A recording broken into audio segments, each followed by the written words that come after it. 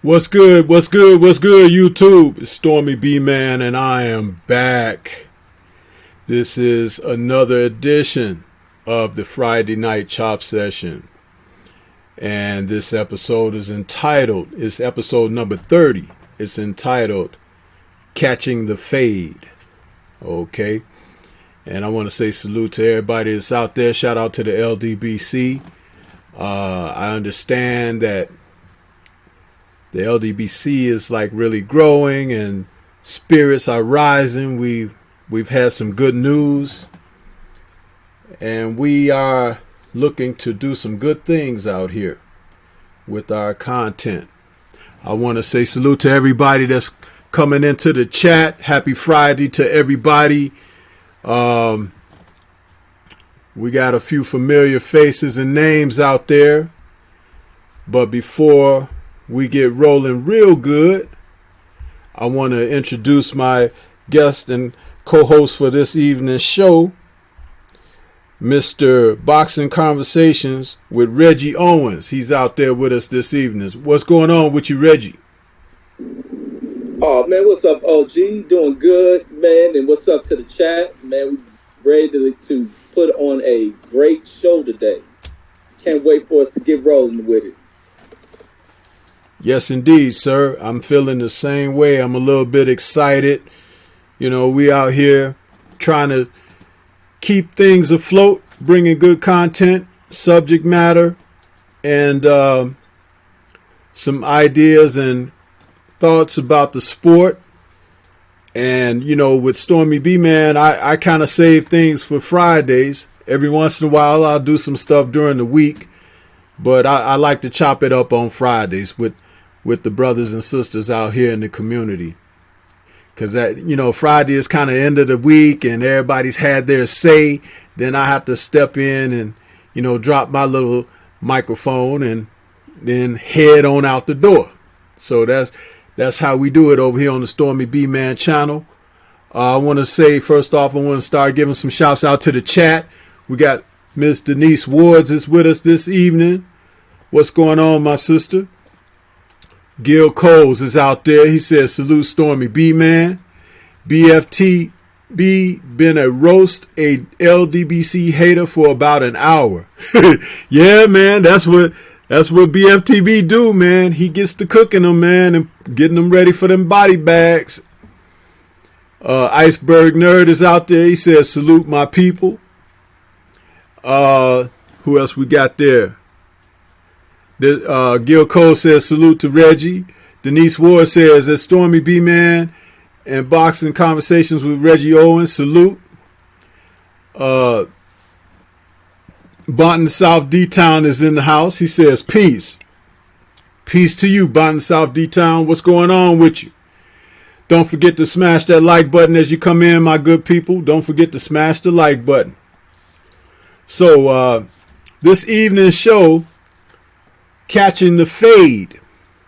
This is a show, I guess, we're going to kind of profile on, I don't know necessarily if exposing is the word, but revealing and unveiling certain matters and truths about the sport, about personalities in the sport, and our thoughts on the subjects, and where we would like to see things go.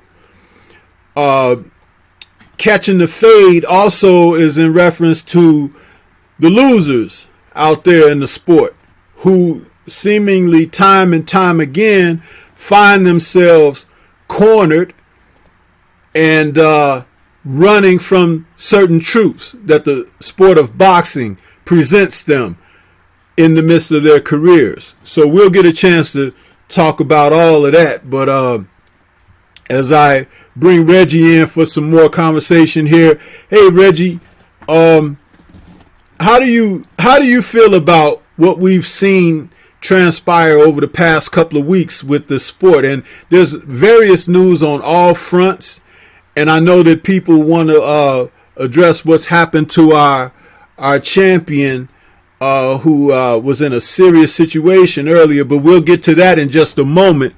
But how do you feel about all of this, what's happening in the sport and how things are moving? Man, I'ma always love the sport, but the thing that bugs me with the movement of it is these certain players in the game. And those have been the ones who've been around here too long, misusing, mistreating the sport, the fans, as well as the fighters. And that being crooked promoters like we have Bob Arum, shady dealers in the game, Oscar De La Hoya. And Oscar is the most disappointing one to me, being the fact that he's a guy who's been exploited by the likes of Bob Arum, believing in himself, making a way for himself, and then going about exploiting fighters in the same fashion. He's a disappointment, along with him playing off with this clean and pristine image and being one of the most, illicit type dudes in the game with some of his questionable stuff. Then you have the twist and turn with these sanctioning bodies, palms being greased, the structure of the system is all over the place. Money influences everything. The corruption that influences everything.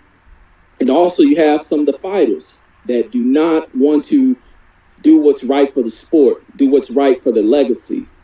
They worry about securing O's, taking easy opposition, not creating moments that last throughout history. These are some of the things that draw question, just seeing some of these things. But I'm going to always love the sport because I will always bypass those who do the most suckified-ish within the game. But that's all I got so far on that. Yeah, I feel the same, man. These promoters and sanctioning bodies with their corruption between the two and how they're going about, like the latest thing now seems to be to continuously create new belts for people, as if, there's not enough saggy pants in our society as it is. I'm tired of seeing people's underwear. I know we need belts to hold the pants up, but we don't need championship belts on non-champion type people out there in the sport of boxing, running around here, everybody laying claim to some kind of trinket. It has really watered things down. And the men who are out there really as the elite representation of the sport, they're not getting a chance to extend or to further their legacies with everyone being able to run away from them. So, but we'll get to that too, because that's a part of this show. I'm going to go back to the chat for a quick second. We got Denise Wards, the sister, says she loves this collaboration. Thank you, my sister. We love it too. Reggie and I like working together. We like exchanging ideas and the different points of the sport of boxing, and it has been an asset to us both. E. Woodson is out there. He says, Stormy, salute Chi-Town OG, Stormybman. What's going on with you, E. Woodson? Chi-Town, stand up. And he says, salute to the whole chat.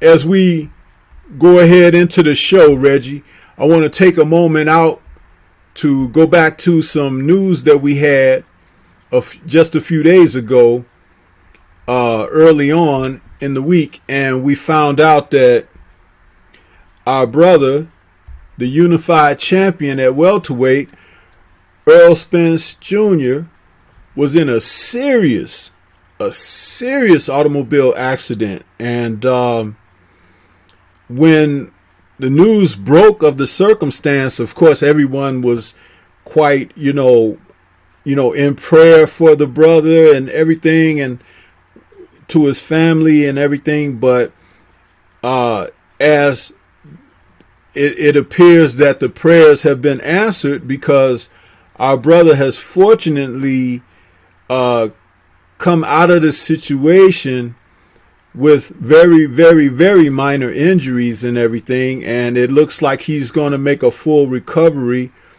And the vehicle that he was driving was completely totaled. I made certain not to do, I know everybody was doing live streams and videos about it and everything, but I was trying to wait to see what was going to happen, because, you know, he's a human being and he has family, he has loved ones. And you, again, in what we do here, it's always best to be cautious and to be responsible when you make comments or even share other information. And I'm just happy to hear, you know, but it's nice to know that the brother is doing well and he's going to be okay. What do you have to say about it? Yeah, man, I was overexcited to hear the news when it finally broke, because I was in kind of a, a holding pattern, man. My whole day was jacked up, man, because I always make these videos where I'm concerned about the safety of these fighters, man. I'm really in tune into the sport of boxing, and when it comes to fighters being hurt due to inaction from refs, this and that, but when it happens outside the ring, especially with these vehicles, man, I always worry about fighters owning bikes and things like that, because anytime you hear an accident, you always hear the worst. In the case of a lot of these athletes who have so much promise, man. I remember Jay Williams in basketball coming out of Duke. That motorcycle accident ruining him. Bobby Hurley, Corrales, Paul Williams, Salvador Sanchez's. Anytime you hear about these things involving the vehicle, always, think that it's career ending or even life ending. So, and you text me, that's how I first got the news, when you text me, and my heart dropped, and I'm trying to find news and hearing everybody report on it and thinking things are the worst. And then that video came out, and I'm like, oh my gosh, ain't no way that the young brother survived that, man. It looks horrific. And then to find out he walks away kind of unscathed from this incident, man, it was a blessing, man. That was some miraculous stuff right there for him to avoid that. And really what it does is it really kind of creates this legend around Earl Spence. Once he proceeds with his career, this guy goes down in history, man. His legend will become magnified. So as bad as the situation worked out, on the other side of the rainbow, man, there's a brighter side to it. And the funny thing you're going to get out of it is these folks out of this old media buffoonery is how much they're going to try to jump on this story. They see so many dollar signs behind this Earl Spence situation that went on. There's going to be so many people running behind them because they see nothing but dollar signs behind telling this story. Absolutely, man. And the wonderful thing that I like about what he has established thus far, even way before this terrible event, he had an ear to the ground with his community and his people. And it just shows that all of the love and support and the prayers that were answered for this young man, and they didn't even have a chance. When I say they, I'm talking about the old media. They didn't even have a chance to have a foot in the door before we were all over it. You know what I mean? And we had the news firsthand and everything. And it looks really solid that we were able to come together in that manner, representing. And it was a wonderful thing. And I love the fact that we were able to show that support for him and everything. And we, as we try to progress and cover the sport in a realistic manner, in a genuine manner, in a manner of which we do it with structure, we do it with respect, and with honesty and sincerity. So that's really good, and I'm so happy for he and his family that he's going to be okay. I want to take a moment to go to the chat. We had a few more people fall into the building. We got Brooklyn Child Boxing out there. He says, Stormybman, what's good, OG? And at Boxing Conversations with Reggie Owens, what's good, bro? And Dark Truth is in the building. He says, peace to Stormybman and Reggie. Kenneth Johnson is out there. He says, salute Stormybman, Reggie Owens in chat. And let's see what else we got there. Okay, everybody else is just greeting each other. Yeah, so I'm glad that. What do you feel about that, Reggie? About that new media over the old media having a chance to get out there and cover what's really going on with Earl, and before anybody could put a negative spin on anything, we were on top of it. Man, I loved it, man, because we're the voices of the people. We are the people, and I've always hated old media with their wasteful kind of guiding of what stories they want to put out and how they want to put out. I've always, ever since I've been a kid, because like I always said, I always hung around elders and older folks. So I've always been in tune to one to watch news as a kid, find out the latest news, and you always find this kind of picture painted when it comes to how the corporate types want to paint out the pictures of what they detailed out in the news. And I've always, ever since being young, always been tired of hearing that. I always want to hear a different voice. And now we got a voice that looks like us, not just being on the black thing, but looks like the people. Because you got some white folks who got feet on the ground. They're waking to what's going on, but for the people. So you got a voice, and we happen to be that voice. And we starting to have a powerful voice, a voice that resonates because it's a voice that speaks directly to the folk, to the people, without being agenda-based and so swaying towards people. So I was loving the fact that we're constantly beating these folks in the head. And it's begin to become that way when it comes to old media. They put out information that's like days late, way late, because so many people have their hands on it and they know how to communicate with the people. We ain't got time for folks in suits with certain projects and programs they want to run on folks. So I just love it. And I also love the fact, man, I got to add this one in, is the fighters that came to show their love and support for Earl, putting their prayers out for his recovery, even with Bud Crawford, because they've been kind of the hottest topic as far as getting that fight kicked up. Bud doing the work of drawing up, kind of the heated fan passion within the thing. And just to show that there's no bad blood between these dudes. It's all business. It's all competition. But when soldiers hurt or warriors hurt, they come out, they come in support, and they show love, man. I thought that was real commendable stuff from many of the fighters in the game. Absolutely. But ESPN is what, one more thing. But where's ESPN and all them other clowns at? Because it's been turned out tragic, you don't see them doing anything speaking on this. Absolutely. And that's kind of like what I was just about to say. So you covered that aspect of it. And the fact that the other fighters in the sport showing that support and everything. There is unity, that there is strength in the unity of numbers. In the unity of numbers, not just in numbers, but it has to be a united front. And there is a lot of strength in that. And I think that's one of the strongest reasons why we saw things come out on such a positive end, because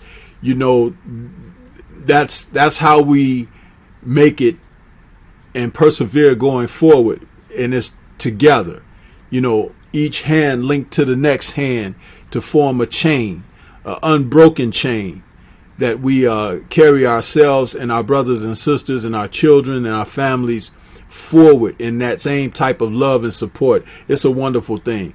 And I'm just so happy that things have turned out in favorable circumstances here.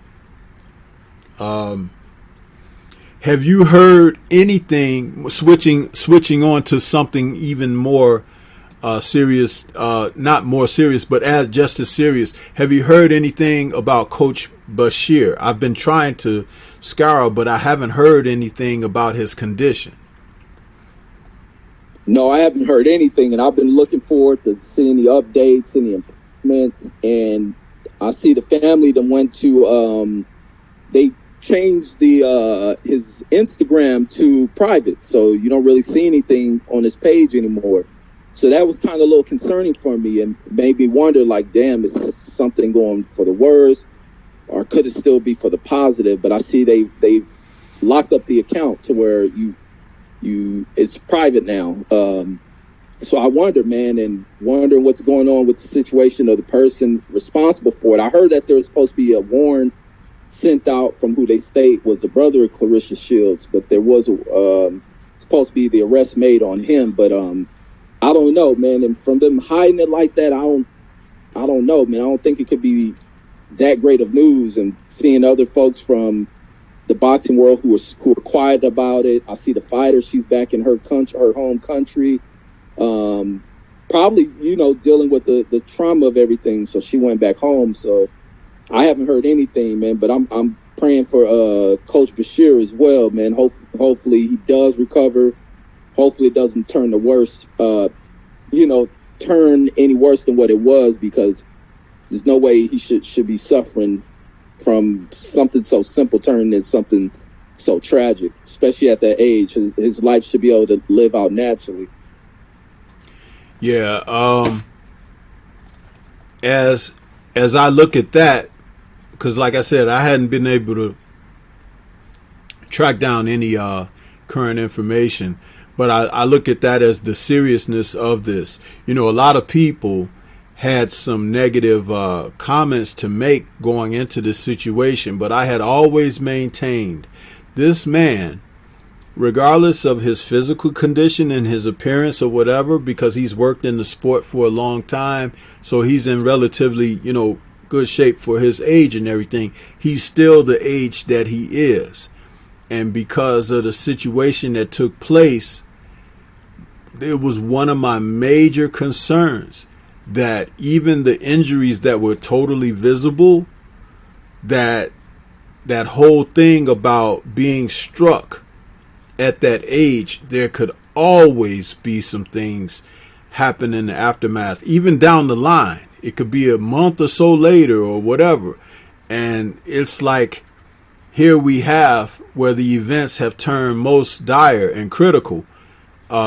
It's something that the family should do by closing off, because at this juncture, all the coverage from the regular media is about sensationalism, and I could understand them wanting privacy at this time and everything.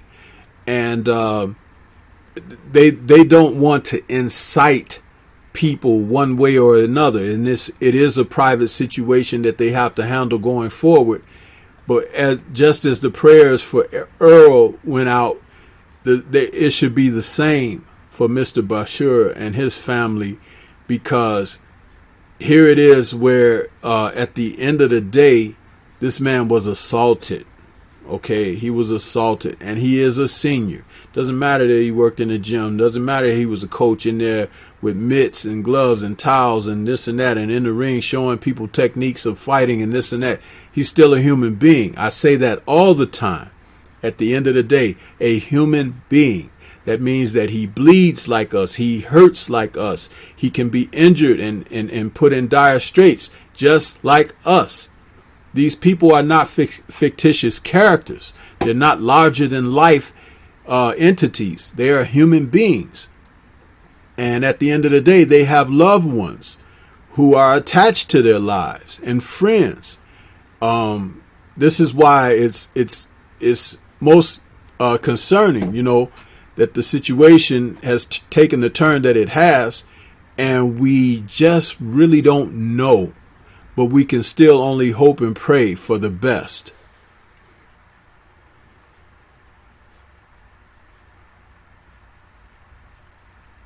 I want to take a moment and acknowledge Brooklyn Child Boxing is out there. Also, Bodru Thibodeau Boxing is out there. Focus Ball Boxing and MMA is out there. He says, salute Stormy. What's going on with you, Focus Ball? Haven't seen you in a minute, brother. So did you have any last comment? And Dark Truth is out there. Sorry about that, Dark Truth. Wanted to acknowledge Dark Truth has joined us. Did you have any last words about that, Reggie? Oh, yes, indeed. Yeah, he should remain in everyone's prayers as well, man. There's no reason to ignore him at all.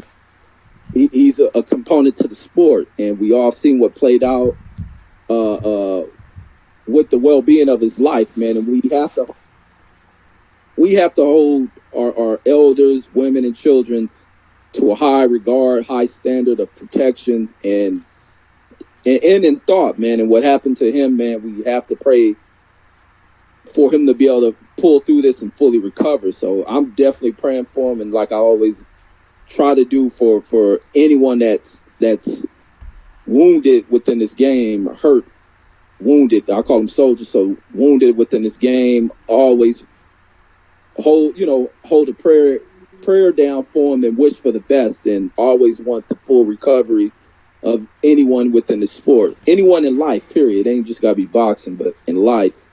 But yeah, that's all I have on that one. Yeah, absolutely, man. Absolutely. So, with that, prayers to Mr. Bashir for a recovery and also to a return to the quality of life that he has been accustomed to experiencing. That is most important. A return to the quality of life that he has known. Because sometimes the circumstances that, like what he's found himself in with the type of injuries, it can make a severe change. So we pray for that. Switching gears a little bit.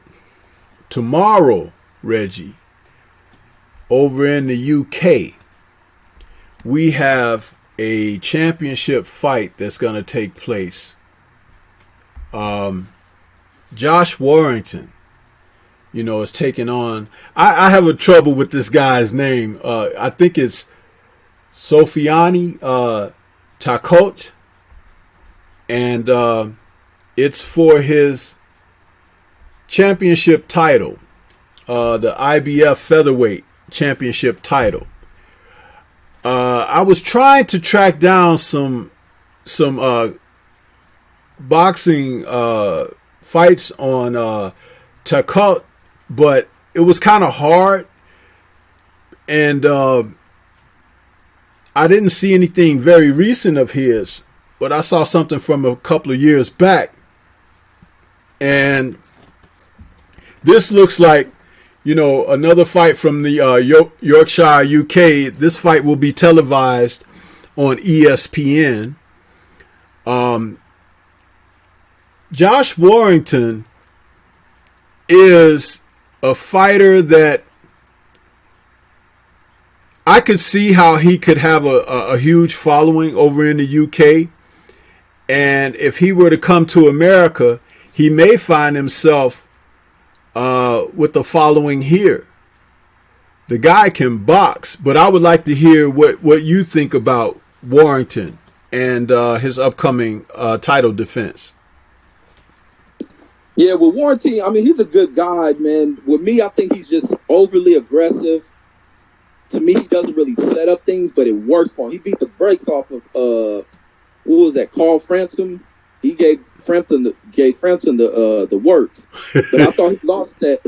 He lost that fight to me against Galahad, the last fight he had. But with me, I think he's just a very instinctive fighter. You put him under pressure, he's gonna let them hands go.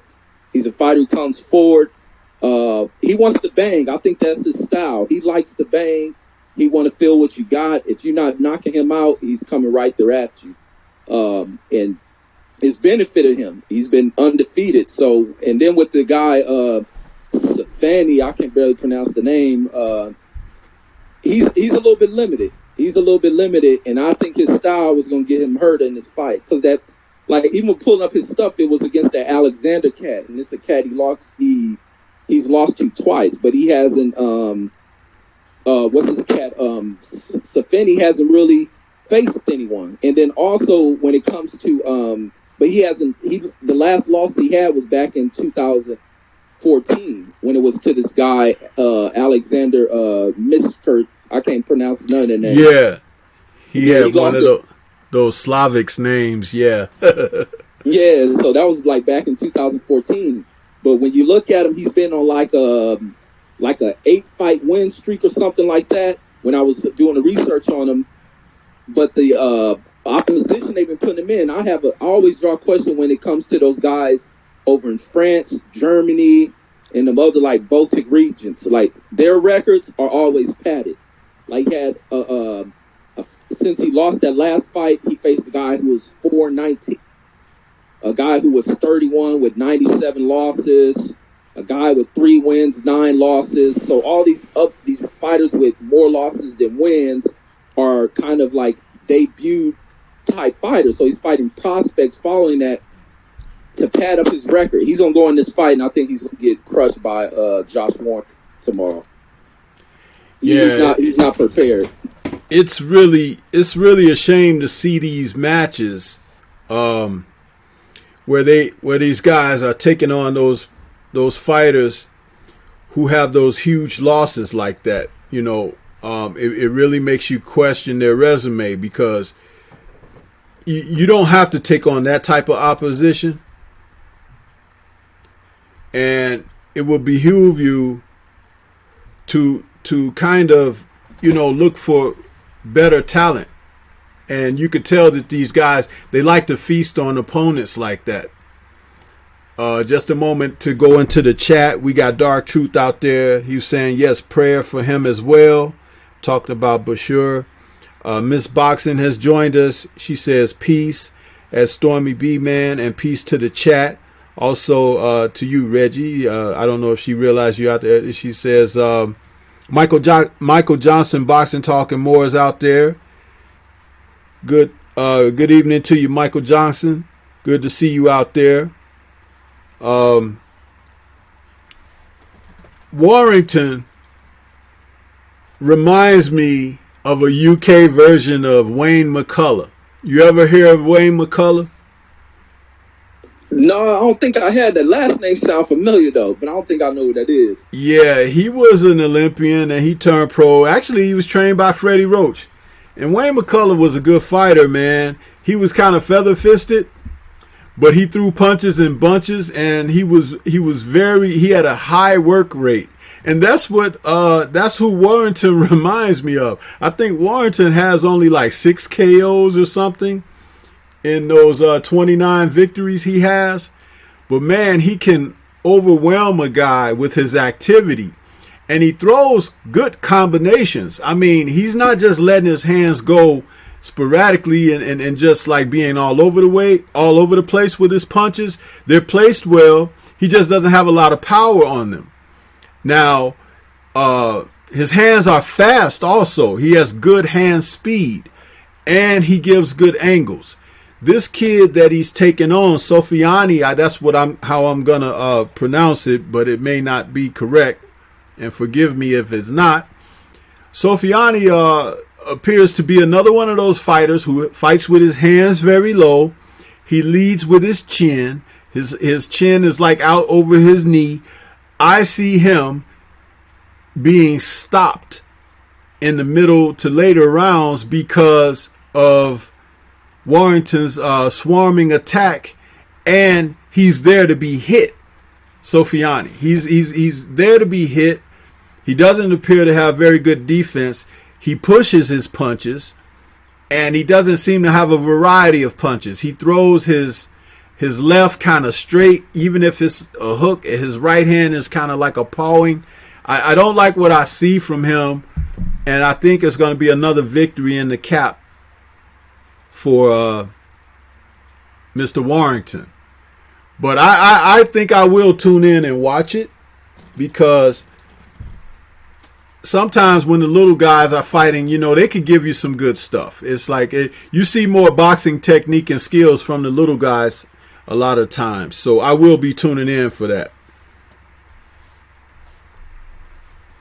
Yeah, I will too. The small cats do be thumping it out, and Warrington brings that entertaining type style of them just throwing punches and bashing each other in the face. But yeah, I'll be definitely tuning in as well. You say bashing each other in the face, huh? Well, yeah, man, it's exciting. But if you get a chance, Reggie, write that name down, Wayne McCullough, and look him up. He was a very good fighter in the 90s. And I'm pulling them up right now. Like I said, trained by Freddie Roach. And that was when Freddie Roach was doing a lot of his work really off of Eddie Futch. You know, one thing you notice about this is why I don't like Freddie Roach. He never talks about Eddie Futch. And he learned a hell of a lot from Eddie Futch. A hell of a lot. He never talks about the man. You cannot go forward into the light without mentioning who put oil in your lamp. Huh? Absolutely. Absolutely. You like that one, huh? You can't go forward into the light without mentioning who put the oil in your lamp. That's it, man. Right there. You know? And that's one of the things I've always had a problem with Mr. Roach. That he would not acknowledge Eddie Futch. Or the fact that that's where he got a lot of his boxing knowledge from. You know? And Eddie wasn't the type of guy to look to, you know, oh, this is my protege or whatever. He was basically a man who made his way through the sport, you know, accomplishing what he accomplished, and people just respect him, you know. He was never looking for pats on the back, you know. He was never looking for the pats on the back. So, taking it back to the chat for a second. People still greeting each other. Gigi says, smash the like button. Thank you, Gigi. Yes, if you haven't smashed the like button yet, please smash the like button. Get those likes up for the Stormybman channel. And my man Reggie Owens out there. And if you haven't subscribed to Boxing Conversations with Reggie Owens, please do so. He's got a wonderful channel over there. And he talks about a number of things with the sport of boxing that you just don't get every day. Reggie has come up with some scoops on coverage in the sport, such as this situation where I caught one of your videos you dropped, Reggie. This is a great segue. Where you were talking about Tyrone Spong. What can you tell the audience and elaborate on your revelations from what you dropped in your video earlier about the former opponent who was scheduled to take on Alexander Usyk? Oh, yes, absolutely. So, as we know, he was the original opponent for Usyk, but he was pulled from this card based on Vada disclosing that he had some adverse result on the test. Eddie Hearn went about tweeting the fact that he failed this test. Spong became enraged by that because Spong states that he's a clean fighter. He wanted to clear his name up. He felt that Eddie was bringing slander on his name, along with him also feeling that Eddie was going about trying to kind of protect the image of Usyk, not wanting him to go in here, you know, probably feeling that Spong will be too much of a threat in his debut to this heavyweight division. So we don't know. It's almost like Spong is trying to state that maybe Vada and Eddie, you know, kind of are in bed together. Eddie's greasing the palm of folks over there and, you know, kind of getting favorable moves made. So Spawn made it clear, he roared about the fact that he wants to clear his name up by giving a B sample, but he wants to choose the agency in which he wants to do this test. And I think it was the Illinois board, or I can't pronounce it, but the Illinois State Board, who end up conducting this test, end up proving that what Spong was stating, that he did not fail this test, that he was clear. So Spong thing is that he's going to get down to the bottom of it. He's planning to take legal actions against the agency and possibly against Eddie Hearn, because money's taken off the plate for him not getting this fight. But it's very odd that he will be removed from this card with this result in such an expedited fashion, when they get the result of what happened with Dillian White, do a secret meeting and still go into a fight without notifying anybody. And not even just that it was a dirty test from Dillian White, it was also some tamper with gloves that weren't tested. When asked to inspect, they ignored the request from the opponent's team and proceeded on with this fight. But all of a sudden, Eddie Hearn can kick this guy to the side, find a quick, less, lower risk opponent to put this guy in the ring with, and move on with this fight without giving this guy a chance to see if he can clear his name up with this test, in which he did. He was cleared, but he's still, he's left hanging with this whole situation. And Eddie Hearn's been quiet and kind of trying to move on and move around it. But I wonder if Spong is going to put some pressure on what's going on with VADA and Eddie Hearn. And it's crazy because VADA was the agency that missed Dillian White's test. It was that UCAD system that found his dirty sample. That's where they made a mistake, bringing in the double agency. If it was VADA by itself, possibly Dillian White would have, went under the radar. But it's just craziness, and it opens the question of how far is Eddie Hearn willing to go to become a relevant name and to win fights in his game, if this is, because this situation looks very, very fishy when it relates to this cat Eddie Hearn and this VADA agency. Money trumps a lot of things with folks, and it can corrupt anything. Do you think that? I mean, it's not. I won't put it on you like that. I'll because it's like, what do you think? I was like, but isn't it funny that Eddie Hearn in 3 different promotions, the Jarrell Miller AJ fight, this fight with Chisora and not Chisora, but Dillian White and was it Oscar Rivas, and now this situation that doping and everything is a part of this. It's like the one constant there is Matchroom and Eddie Hearn.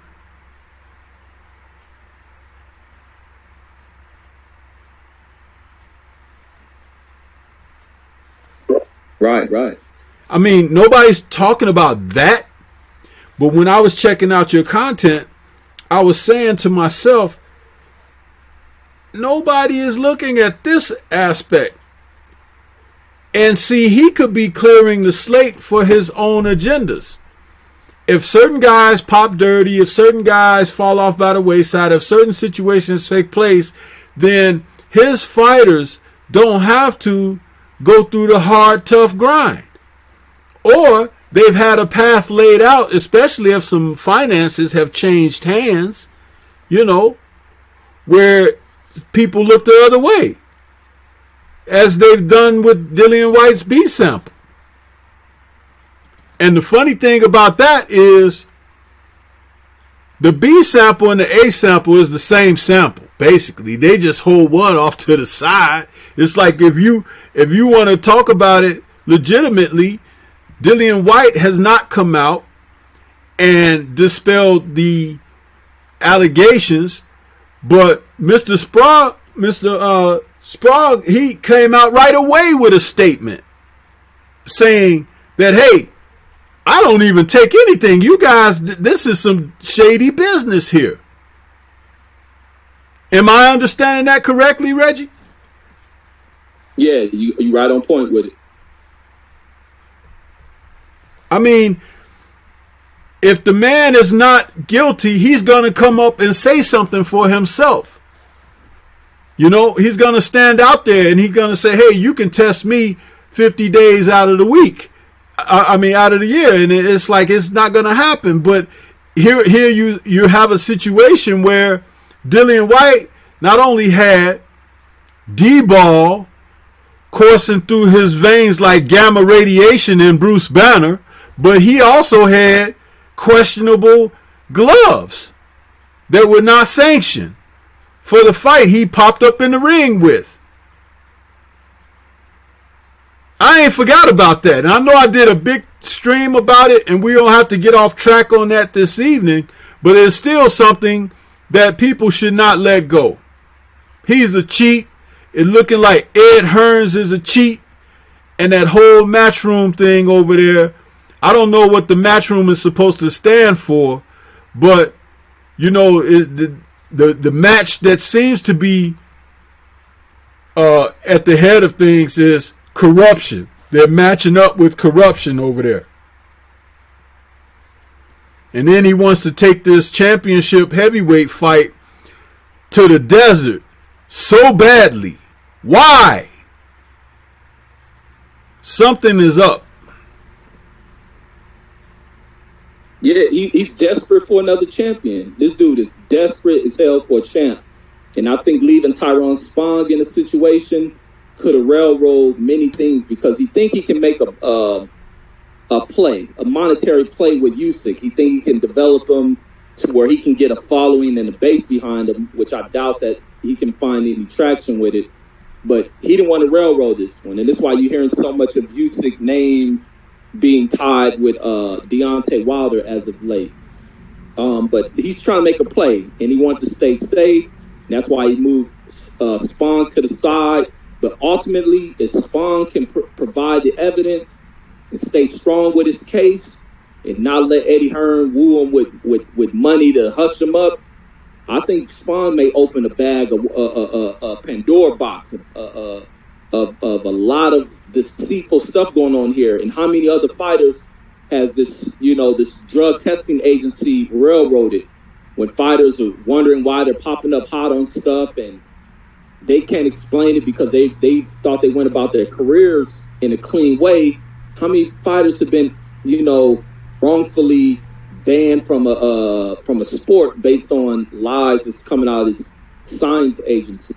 And especially if you're not doing the type of things that Spahn did by going to an outside agency to test that other sample.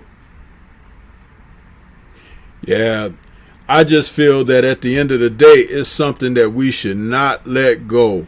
We should always keep sticking it to them on this thing, especially what they pulled with the Rivas fight. And I'm telling you, something's going to be revealed in this championship heavyweight fight. Something is going to come to light there with that matter. So, I think that we should be vigilant and stay on their asses about it and keep reporting the truth. And the truth is they've thrown rocks and ran and hid their hands. That's what they've done. So, here we are.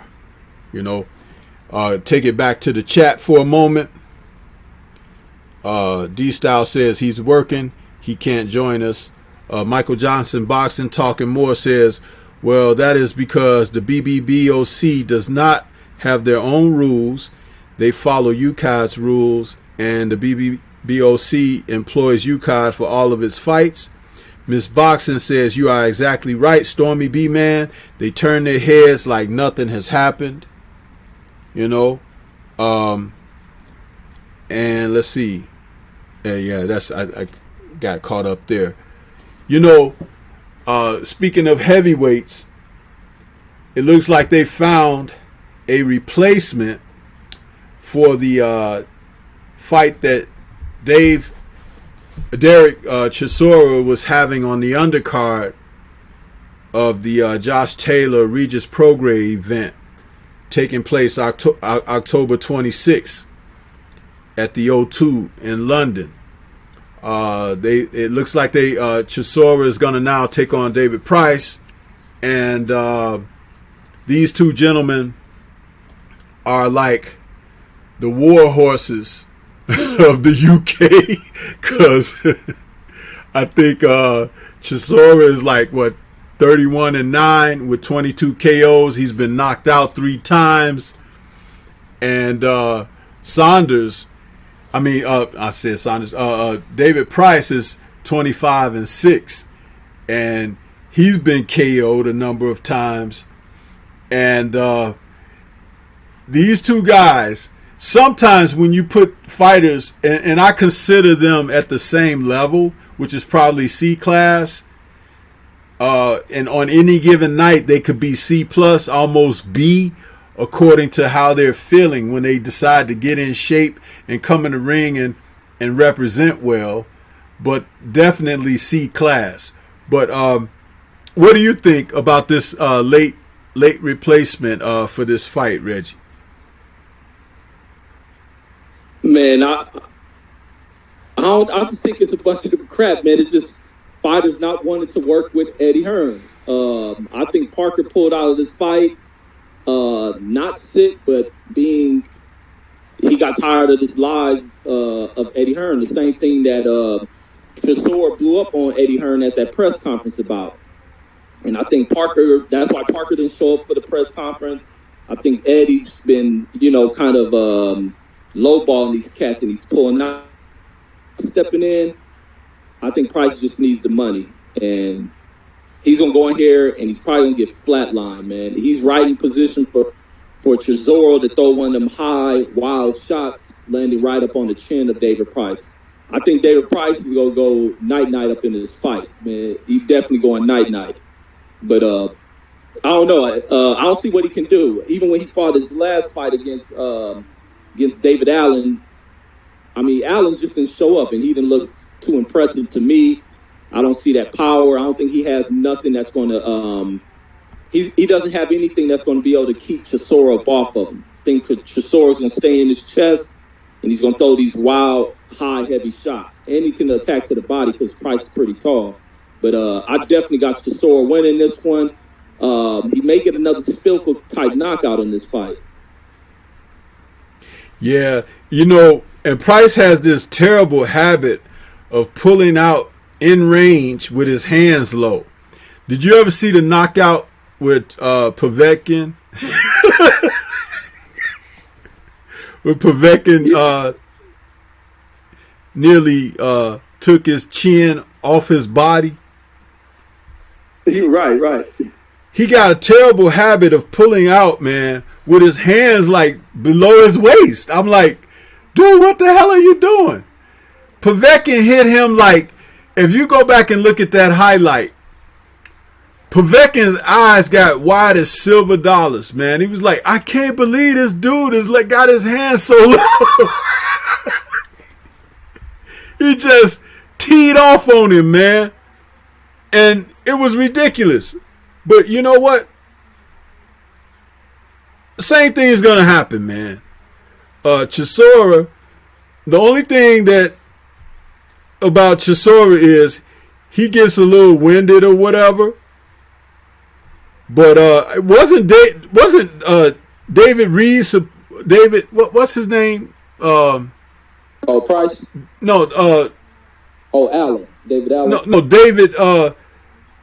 What's his name? It's supposed to be his promoter now, his manager. Oh, David Hay. David Hay, yeah. Wasn't David Hay supposed to be helping him to work on his stamina and stuff? And he still gassed out against Dillian White and got knocked out. I don't know, man. It's like those guys over there, I'm telling you, they are the leaders in that take those extra vitamins, so to speak, and don't get the work in, and it be producing crappy results. It rains too much for them to put road work in. Too much rain. Dude, it's ridiculous how they go about it. It's like you're taking all this stuff, pumping up, and then you get in there and 3 or 4 rounds, you're done.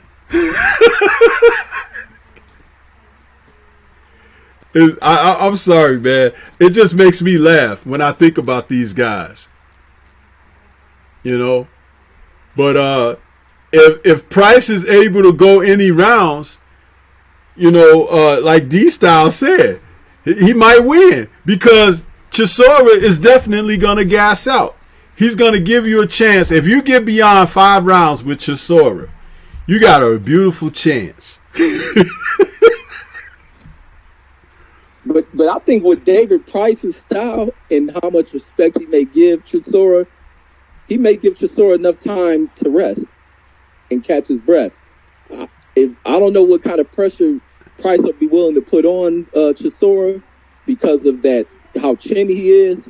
He may play it safe and allow Chisora to, re-energize, refill the tanks, and then come right back at him. But if he can keep him at bay, I don't know what does Price have to, get the respect from Chisora, because Chisora is willing to take a punch, and he's willing in there Chisora's the type of dude who you gotta knock out, and he doesn't mind getting knocked out. He takes those type of risks, and I don't know if Price is willing to let his power unleash to try to keep this dude up off of him. Yeah, man, it's gonna be interesting though. It's gonna be interesting. Now, how about the main event of that fight card, where we got Regis Prograis and Josh Taylor? What do you think about that one coming up, Reggie? How excited are you to see this matchup? I like it, and I'm about to make everybody mad. I favor the UK cat. I favor Josh Taylor in this fight. I definitely do. I got to go with the boxer in this one. Not sure what this dude can probably do things to frustrate Prograis. Not sure how well Prograis can relax himself. I think Prograis, with his aggression, him wanting to go in there and destroy and hurt someone, inside there with a boxer, it does nothing but frustrate overly aggressive type fighters. And he'll find himself being open to things, not having his mind in there, just wanting to try to use physical will, and it's going to play bad. It's going to play bad in there for him, because Josh Taylor's a well-versed fighter, man, and I'm favoring this UK cat in this one. I'm Prograis to win this one. I'm more of a Prograis fan, but like I say, I'm true to boxing, so all that fandom don't work with me. I think Josh Taylor may end up winning this one, but I would love to see Prograis be able to get in there and pull this one off. But the way I look at it, I think Josh Taylor may end up winning this one. Well, what's interesting is this. I don't think Prograis has one-punch knockout power.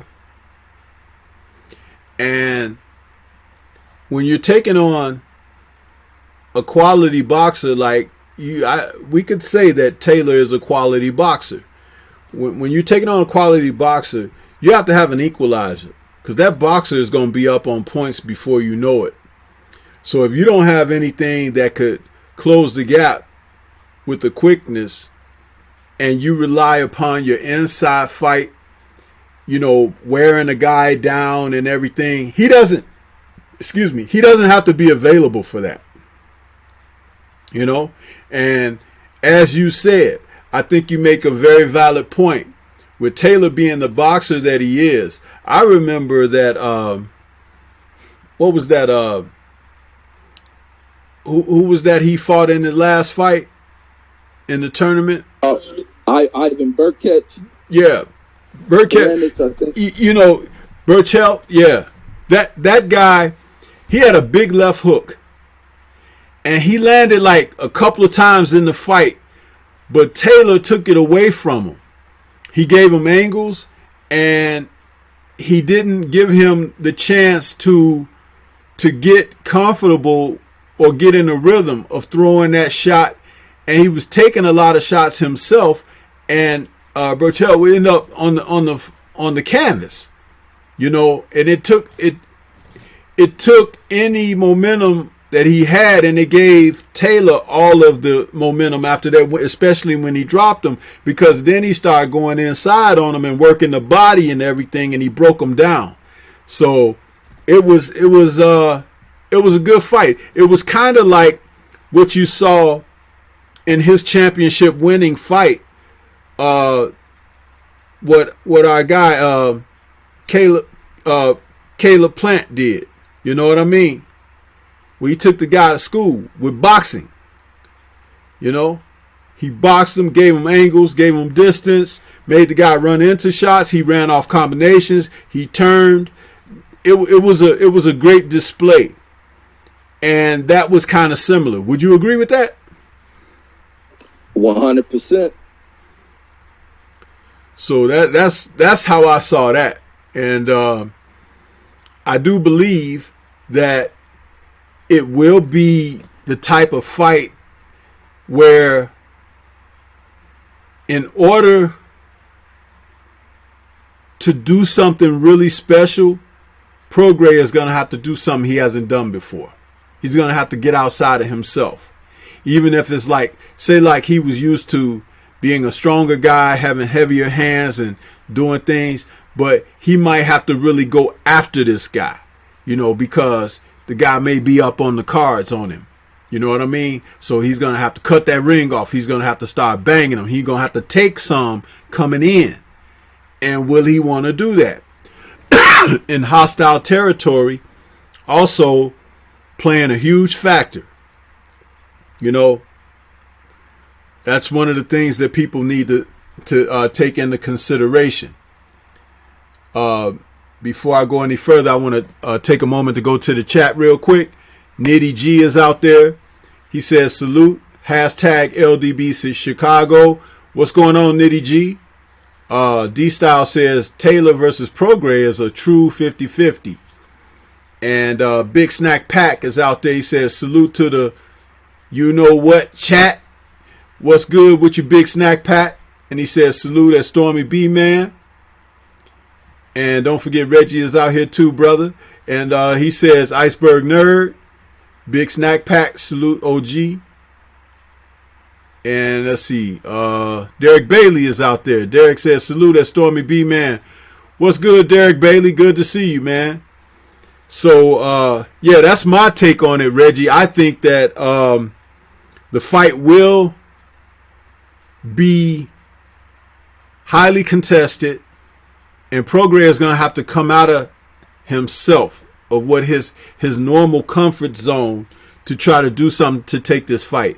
And he's going to have to do that primarily because, one, he's fighting a boxer who can move well, give good angles, and he's probably up 2 scorecards already before the first bell, and he's in hostile territory. I mean, I like to know what you think, but that's how I feel about it. No, I'm thinking the same thing. That's why I was saying I want Prograis to win, but when I really look at it as a fan of boxing, not just a fan of the fighter, I see more from Josh Taylor, even though Prograis is the fighter. And this is the way I think people should look at the sport of boxing, rather than going into a fight, running to the battle with your hands up and you forgot your weapon. But just looking at the game, I like Prograis, but this cat Josh Taylor, you gotta give it to him. This is probably one of the jewels over in the UK. This is probably the jewel of the United Kingdom, is this cat right here. And like you say, he moves well, he defends well, he can take these shots, so he nullifies a lot that power punchers do. Like you've seen with Ivan, who is kind of known for being this guy who wants to go out there in fights to destroy and punish fighters. And that's kind of almost how Prograis has kind of identified himself, is the guy who wants to go in there and destroy guys, go in there and put in work and take his claim that way. But he's going to have to start digging back into his amateur bag and seeing whether or not he can box or whatnot, because this dude, what's the name? Just along with Josh having great hands, he has great legs. He moves well on his feet. He can bounce in, bounce out. He shifts left and right. He can change range quickly, close it, open it up, move it left or move it right, along with tapping you with stuff. And the dude's talented, man, along with Prograis, but Prograis can't go on here thinking he's just going to thump on his cat. I think if he go back, kind of that amateur development, letting the fight build up for him and trying to catch this, then he'll narrow it down back to 50-50 to me. But I think Josh Taylor is probably going to pull this one off, man. I just see too much in his style, because I favor the boxer over the brawler, and that's just what it comes down to. Yeah, it's going to be interesting for certain. I probably will tune in I'll probably catch the stream of it. I'm not buying that, but I think it's a good contrast. I think that Prograis has shown us in his limited offense where, you know, he's been able to be stronger than certain cats and wear them down. But I don't know that he's been taken to task in a real good boxing match yet. And there's something else that is a Achilles heel for him in this matchup, Reggie. And that's the fact that he does one of the things that is a huge pet peeve of mine. Prograis fight with his hands low, man. He keeps his hands right around his stomach area or whatever. Not quite below the waist, but he keeps his hands low. Like his power hand be right down there by his chest, and his left be real low. You know, so I don't know. What do you think, man, about that? Because guys who fight with their hands low, if you're fighting a good boxer and the good boxer knows how to take advantage of that, man, he can make you look silly. He really can. Because by the time you get your hands up to try to throw shots, he done hit you, tagged you, scored already, and got out of the way where you have to reset and come at him again. You know, that's one of the things that I find that fighters who carry their hands low run into a problem. Yeah, low hand fighters, their face become food for the gloves of a boxer. And Prograis gonna have to make that adjustment, get them hands up, but if it's instinctive, it's programmed in him, his face gonna get tatted up, man. And this dude will embarrass him, man. Josh done made a mark, man. Remember he embarrassed O'Hara Davey. People thought high-ish about. This dude will expose you, man. If you come in there half-stepping, he did it with Victor Postol as well, but you got to come not underestimating, and I don't think Prograis will underestimate, or hopefully doesn't underestimate this cat. He's taking him serious, and he's cleaned up on that one flaw that you're stating. Otherwise, his face becomes food. Yeah, and see, if you keep your hands low and a guy is able to get a good shot on you and he cuts you or something, there you go. You're at a deficit. You know, I hate to see those kind of things. You know, Darrell ended up with a huge cut because he had his hands low and he was mocking the guy and he's sticking his tongue out and stuff, mimicking what was being done to him, and he got caught. Fight was over at that moment.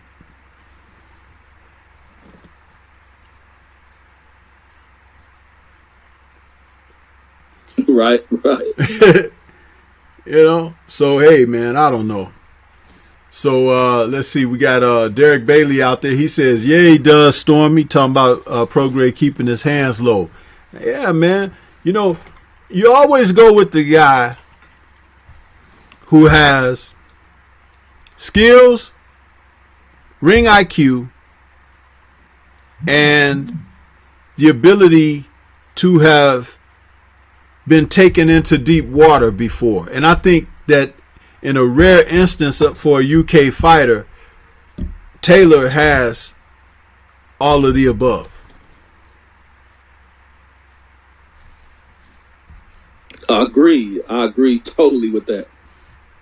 So, yeah, let's take a moment now to go to the next thing about UK fighters. You know, Billy Ho Saunders, you know, he's going to have an American debut where he's supposed to, he got a scheduled fight coming up to be determined, the date, but he's going to defend his WBO super middleweight title at the Staples Centers in Los Angeles. That's your near your hometown there, man, your stomping grounds. What do you think about this? And he's taking on this guy, Marcelo Esteban Caceres. So what do you think? I think it's cornballish because, and then it's on some other goofball type stuff because he's fighting on the undercard of the what's them cats, the Logan Paul and KSI, the YouTube cats. Yeah, he's an undercard fighter on that, and then to bring him for an American debut and not put him in there against an American is some BS. It's some protectionist type BS, and I think that's cornballs because Billy Joe has avoided fighters who has been calling him out, and now he's doing this dog and pony show of coming and fighting this Caceres cat, who this is going to be his American debut as well. I think it's just buffoonish stuff, man. I don't think it does anything for Billy Joe's profile. If anybody should have been fighting on that undercard, it should have been one of the up-and-comers like a Devin Haney, not a Billy Joe Saunders, who should be established. And that's crazy. This is his American debut. He's just now coming to this country. Man, they just all the way backwards when it comes to the career of this dude. And to avoid putting him in there, he should be fighting a true American opponent. But I just think it's a sucker move, and that's why he's fighting on the undercard of some guys who have never fought, who's making their own debut into professional boxing. But I don't know. I don't think this dude is an opponent because this guy has all those fights in Argentina. It's hard to find, to gauge him, whether or not he's real or fake. But we know how they do it. We know exactly how they do it. It's supposed to be a showcase for Billy Joe. But matter of fact, I hope it backfires. Almost like when he brought all those UK fighters to fight on Anthony Joshua's undercard, and all of them got exposed except Caleb Smith, who they put in there with an undersized opponent. But everybody else, Eddie Hearn brought over here from the UK, got exposed. And hopefully that's what this Argentina dude does to Billy Joe. But Billy Joe is a good boxer. I'm just disliking him and going against him, but I know he's going to win this fight. Yeah, they're bringing Caceres in to be an opponent. And one of the things I saw that stood out like a dirty wet T-shirt was the fact that he's actually coming up from the middleweights. He's not a super middleweight, but he's coming up from middleweight. So it's like he's done most of his campaigning down there. So quite naturally, we know that Billy Ho, he likes a little juice, with what he does, and a little snort, So with that being said, he gonna bring extra anyway, regardless of what he weigh in at. It's gonna be more on fight night.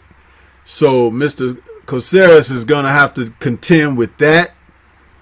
Possibly some switched up gloves at the last minute or something that weren't sanctioned, and probably won't get enough time to warm up in the dressing room and stuff like that. So they're gonna make sure that they stack the deck extremely high for Billy Ho.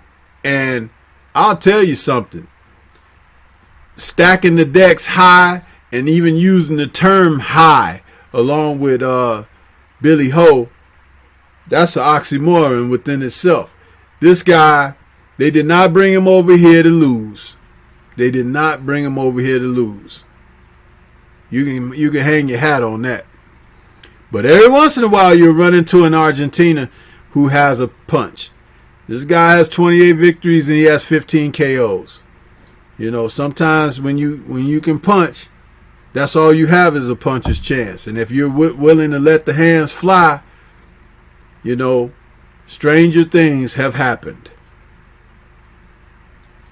Man, I hope it does. I would love to see. I'd love to see something like that go down. Argentina with a what was that last puncher from Argentina with the ponytail? Man, I hope he lays Billy Joe flat out, and this whole project they got going on blows up in smoke, man. Because they keep ducking, man.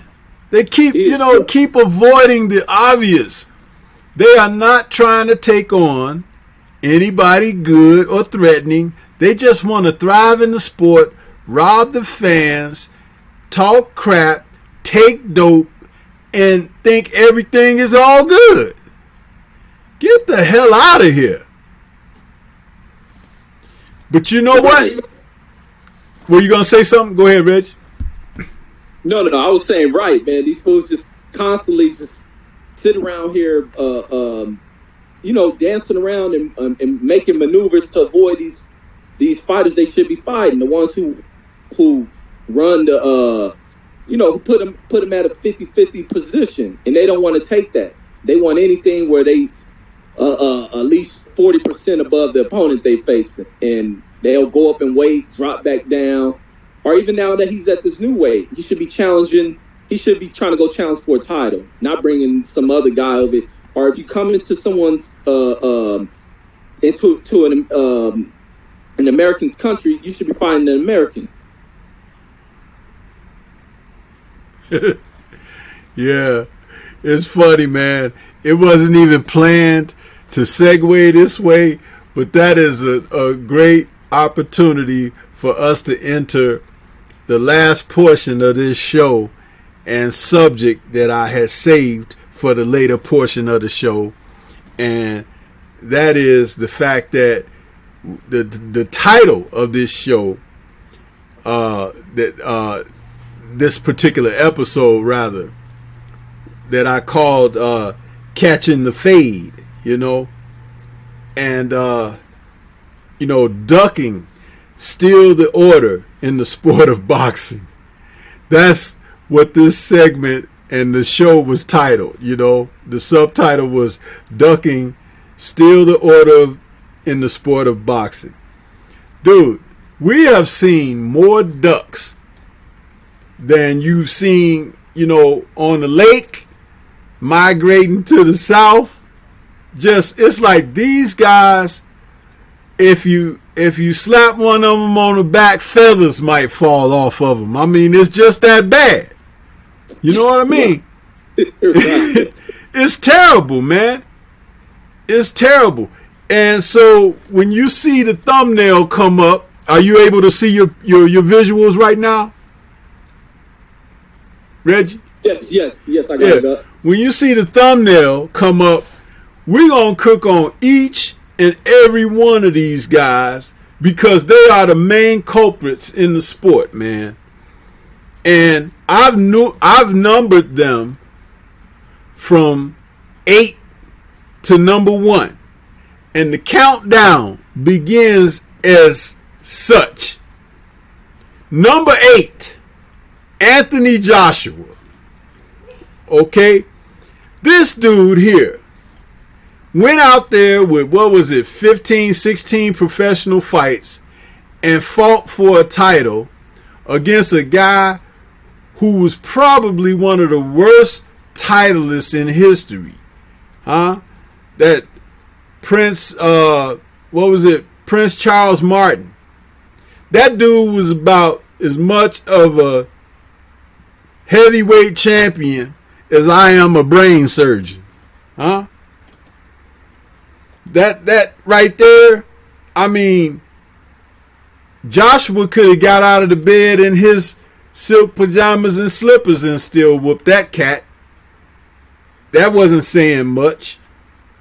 Charles Martin sat on the canvas and took the count in full and decided that he wanted to go back and blow his winnings on weed and everything else, sort of like my man that was drafted by Mike Dicker in the New Orleans Saints a few years back. This guy was about as much as a champion as, like I said, I am a brain surgeon. He had no business in there. But Joshua, after winning the belt and then having a couple of defenses where he picked up another belt against Klitschko, okay, because when they signed to fight Klitschko, who had been in the graveyard, and they went and dug his body up and gave him a little electric shock treatment and said, come on out here and make a few dollars. Klitschko almost won the fight. He slipped up and hit Anthony Joshua on the chin. I don't think that was supposed to happen like that, but he hit Joshua on the chin and he went down. So in a seesaw of a battle where Klitschko had nothing left to pull the trigger and Joshua finally decided to throw some punches to fight back, he stops Klitschko late in that fight and then made the mistake of saying, who y'all want to see me fight next? And they were saying Joshua Wilder. And he was like, well, you know. And from that moment, he had his shoe in his mouth for the rest of his life. Because he was the one that called out Deontay Wilder. Deontay Wilder had nothing to say to that boy. And then when Deontay Wilder started coming for him, because he heard his name, you know, like when they call your name in school, Reggie, you know, you say, okay, I'm here, you know. That's what Wilder said. Come see me, huh? 50 mil and all. But he wanted no parts of that. Well, let's not say he, because Ed Hearn and Master Hearn over there said this. That's no, boy, that's not the route we going. We got bigger plans for you to make money for our family wealth, huh? That's what they said. So he had to do a about face and turn everything down after that. Unfortunate, because he could have been paid the richest payday in history of boxing for a heavyweight. But hey, there you go. A guarantee of 50 mil. We ain't even talking about pay-per-view and all of that. That was a guarantee up front. What do you think about Anthony Joshua? I just pointed out a few things, but there's so much more because I want to leave some window in territory for you to cook on him too, man. So come on in there while I fan the coals and put a little more lighter fluid on there for you. Man, AJ is the greatest story of cowardice in the heavy bag. I thought when I first seen AJ, and just imagine this, and even leads to how he tried to put all sorts of obstacles to avoiding the one true challenge he should have faced. But on the rise of this dude, he was looking great, looking like a well-schooled boxer, but it was all a mirage. They was throwing them in there with folded-up competition. The Charles Martin title shot. And I was even questioning the Charles Martin thing because it didn't even look like that punch landed. But he gets the title from that. Then he goes on to that Klitschko bout. It was a real epic back-and-forth swinging type battle in which he pulls it off. He gets up from the canvas, goes in there, finishes off the old veteran. This dude rose to stardom. Now him and Eddie Hearn become these super divas to the sport. And this is where they play the game wrong, because what they did is they overlooked what was happening in America. They overlooked Wilder. They thought the game was just full of Dillian Whites, Chisoras, Areolas, and other Charles Martin types, and they were forgetting about Deontay Wilder. And then they start hearing the rumblings. They start seeing how serious Deontay Wilder was. I think he must have had Hey, Reggie, not to cut you off, I just want to add to you what you said real quick. A joke. They forgot about Wilder. In other words, they didn't read the sign on the borders at the America's shores that said "Beware dog." Right, exactly. So they mistook them steps, and then, like you said, they asked the fans, and the fans mentioned his name, Deontay Wilder, and I think that's the first time they got mentioned or knowledge of truly who Deontay Wilder was. They thought Wilder overlooked them, but you holding on to all those belts. You look like food. And Wilder began to put the press on this dude. And this dude's avoidance, turning away when he turned away that money he asked for, that was just a checkmate right there. That was the biggest hoe move in the history of boxing. Riddick Bowe move to avoid Lennox Lewis ain't got nothing on that. That was just the most hoe move, man, especially for somebody 250 pounds. You represent the heavyweight division. You're supposed to be the baddest man on earth. And like Lennox said, no guy tests. This dude ain't living to none of that. Everybody testing Anthony Joshua, and he's running scared of him when they have an equalizer or they got some skills with the fight game.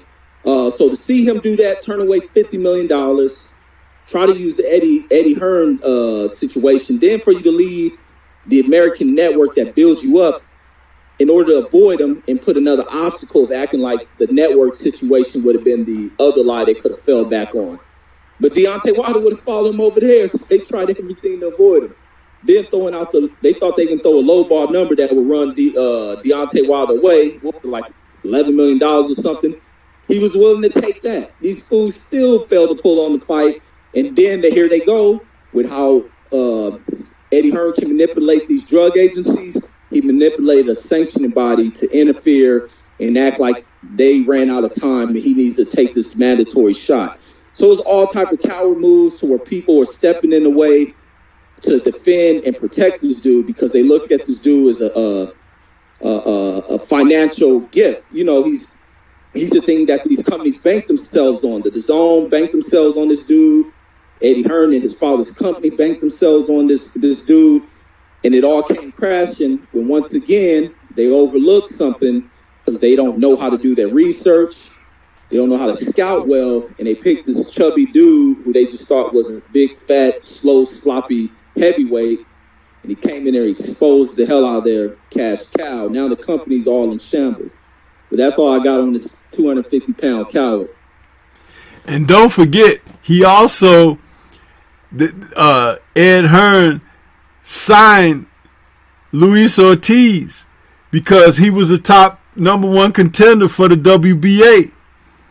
So they signed him as if like they were going to promise him a future shot, but they did that just to secure and keep him on ice. Then maybe Eddie Hearn talked to those officials over there, and next thing you know, Luis popped dirty, huh? And the WBA, they didn't even they took him out of the rankings and everything, but when Deontay Wilder said he would fight him, you know, they were like trying to, you know, make sure the guy don't get a shot. It was like, dude, what the hell? It's like they were clearing the slate for Joshua all the way over to the WBC. It was like they didn't want him to have any threat to the title. It was ridiculous. And Ortiz deserved a shot way back when Klitschko was a champ. Man, I'm telling you, it's really funny to see this business and how they going about their business. But let's move on to number 7. I got at number 7, Demetrius Andrade. Okay?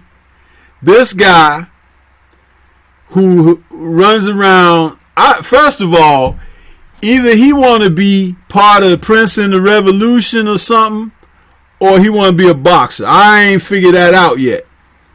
But wearing those Victorian shirts and stuff and the bandanas, and I don't know what's wrong with this dude, man. And he, you know, with the inactivity and everything, he hasn't tried to get himself in the best position for a mix-up against the other top middleweights. And then when he was in a position to fight, when he was at 154, he actually escaped 154 because he didn't want to take on the Charlos, you know. And then when the Charlo moved up to 160 where he was at, he started calling out the smaller Charlo. Dude, I'm telling you, you couldn't write this mess for TV, man. It's like the guy hiding behind managerial problems and everything. Mess Room signed him, and they talked about, oh, they got him now and everything. But what has he fought? Once? Twice? On that? Since he's been signed with them for like, what, 3 years? It's ridiculous. And he ain't trying to fight nobody. Canelo is out there. Charlo is out there. Triple G is out there. And he's getting in the ring with Triple G taking selfies and everything instead of saying, hey, man, I want a shot at you, you know. What's really going on, Reggie? Tell me what you think about this foolishness with Demetrius. It's Boo the Fool. I don't know what the hell is. I don't think he was prepared. I think his parents is forcing him into this boxing game because it doesn't, you know how your dad forced you to go get a job? I think that's what happened with Demetrius. I don't think he's serious about this game because when it comes down to the real fights, the fights that can make this dude into a star, he's running away from him. Then he plays the promotional. He don't want to fight no damn body. And then to make him, I don't know what the hell. I don't think none of these promoters really want to touch this dude. Eddie Hearn thought he was going to be something. I guess because he was black, he thought he would be able to attract black fan bases, black fan bases, kind of risen. We have a voice, and hell, we have arrived, and that's what Eddie Hearn seems to want to attract because we seem to be kind of this new rising strong fan base, and Demetrius just ain't that dude. He doesn't fit in. He's not relevant to no racial fan base, no group of, however you break the fan base down on demographics, whether it's age, race, region, wherever the hell you want to put it. He doesn't attract nobody.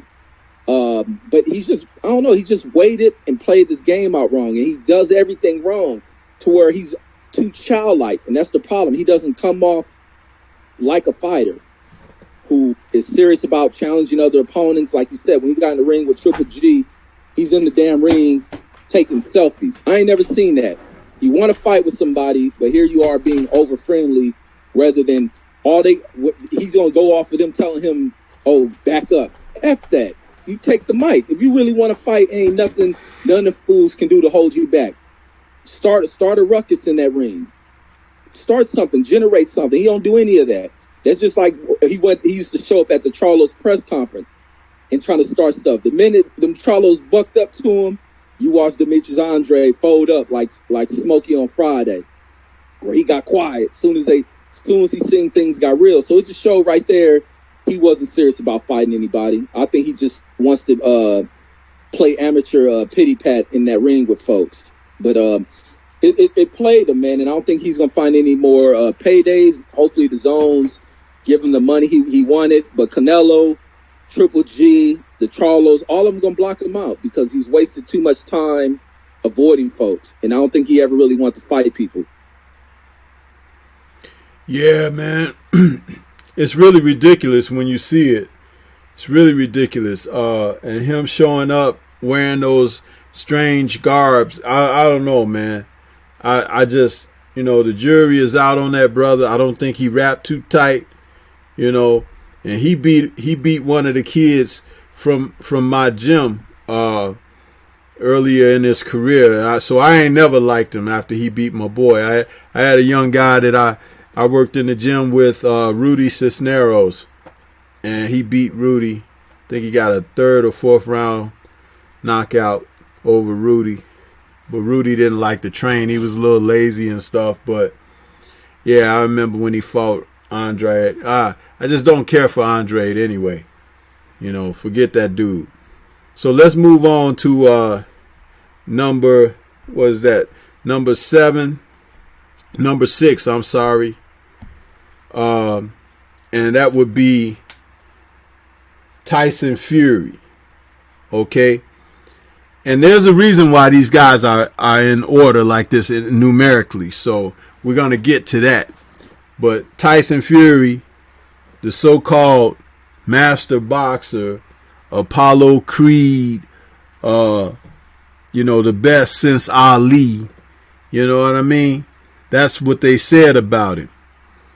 But he ducks all kinds of smoke when it comes to fighting top contenders. He didn't even want to fight AJ. He took to making mockery of AJ, talking below the belt on him and all of that stuff, instead of talking about wanting to get in the ring and belt him in his mouth. But, when you see guys like Fury and they don't want to take on top opposition, no one in the top 4 or whatever, you can really figure it all out. And as I said on a different stream, with Fury, he's the kind of guy that stumbles into success. his victory over Klitschko, if Klitschko was motivated, maybe if he had Emmanuel Stewart in his corner that night, maybe he knocks Fury out late or gets a TKO over him. But it's obvious that Jonathan Banks and those guys couldn't motivate Klitschko enough to do the things that he needed to do to get a victory against Fury. And Fury has since made certain, outside of Deontay Wilder, who knocked his ass out, has not gotten back in there with anyone that could do any harm to him. He's definitely stayed far as 2 worlds away from Luis Ortiz. He doesn't even want to fight the likes of Dillian White. And so as you look at him, he's just a big old hype job. And that's what he is. And he's still over there fighting stiffs on the ESPN Top Rank promotional group. And his latest outing almost found a stiff in him. So I just think that the clock has run out. His show is over, and we're about to see, the tent get pulled on Mr. Fury. What you think about him? I think the Wilder beat down, knock down, and wake up has caused this dude to run away from the sport. Now he wants to go to the fake world of fighting, and that's no other than wrestling. This dude is slowly trying to find his way up out this game, as he knows he has hit this point to where he's starting to hit this huge decline. That Wilder fight is taking a lot out of Tyson Fury. It's taking a lot out of his family to where they fear for him. They fear for him after that Wallen fight. They can see some things aren't the same. His father's concerned, the wife being concerned that she watched him get up off the ground. But even he's concerned. Tyson's concerned. He's masking that stuff. Think the dude may be back on some stuff. But he's running away from being punched on. I think he's going to become a professional wrestler. I think that's where he's going to find himself at, be away